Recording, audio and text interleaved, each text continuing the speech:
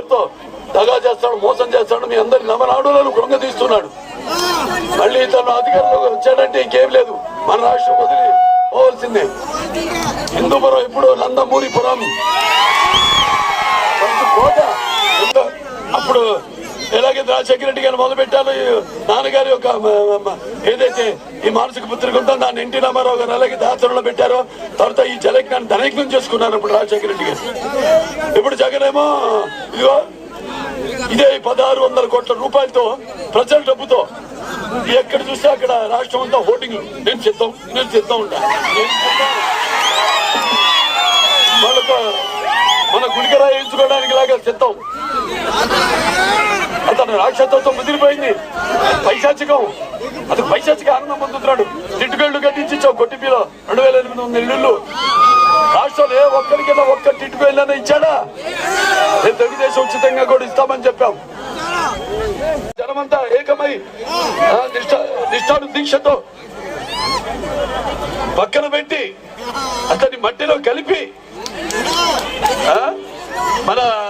మనమంతా కూడా అతనికి ఓటు రుచి ఎలా ఉంటుందో చూపించాలి. తన నరం అణువణువులో ప్రతి రక్తపు బొట్టులో కూడా ఈ యొక్క అపజయమే చూసి మరి చీకొట్టేలా చేసి పట్టి ఓటు పడవాలని కోరుకుంటున్నాను. ఇది ప్రతి తెలుగు వాడి యొక్క గుండె మంట. అతన్ని ఓడించి అతని ఇంటికి తరిమే వరకు ఈ మంట చల్లారకూడదు. అలాగే ఇది ప్రతి అతనికి కుంభస్థలాన్ని గుద్ది అమ్మనిపించాలి. ఇది ప్రతి తెలుగు వాడి పౌరుషం. అతని ఇంటికి తరిమే వరకు ఆ రోషం నిద్రపోకూడదు అని మీ అందరికీ మనవి చేసుకుంటున్నాను.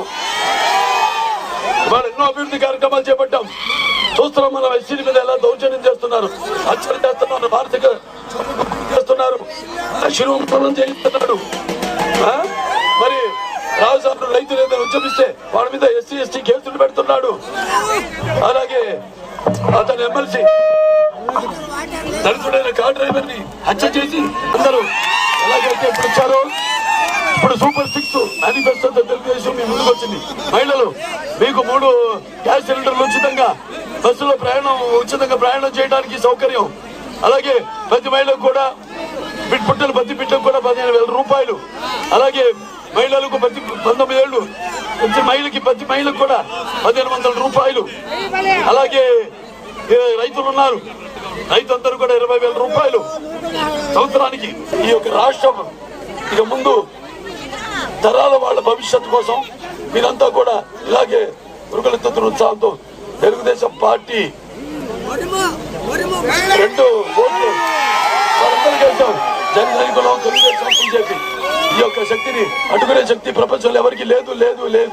ఈ యొక్క కూటమైనది ఒక నిప్పుల ఉప్పెన, ఈ కూటమైనది ఒక అగ్నిపర్వత విస్ఫోటన, ఈ కూటమైనది ఒక పాశుపతాస్త్రం.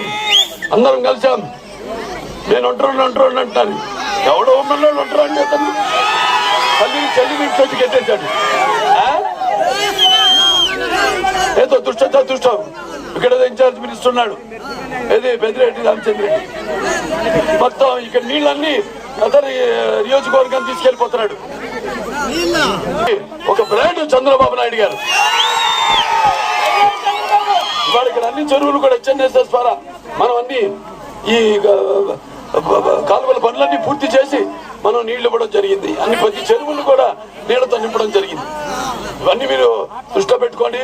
మీరు ఒకటే నిర్ణయించుకోవాలి, ముందు భవిష్యత్తులో మీకు అభివృద్ధి కావాలా, అరాచకం కావాలా, లేకపోతే మీకు సంక్షేమం కావాలా, మీకు విధ్వంసం కావాలా, లేకపోతే మీకు ఒక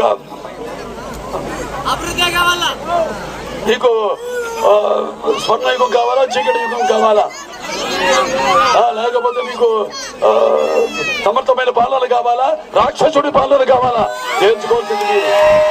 కాబట్టి ఇవన్నీ దృష్టిలో పెట్టుకుని చేసిన అభివృద్ధి పనులు అధికారం లేకపోయినా అభివృద్ధి చేస్తూ ఉండి ప్రతి ఒక్కరి మీద మీ మీద 10 లక్షల రూపాయల భారం అప్పు ఉంది మీ ప్రతి ఒక్కరి మీద.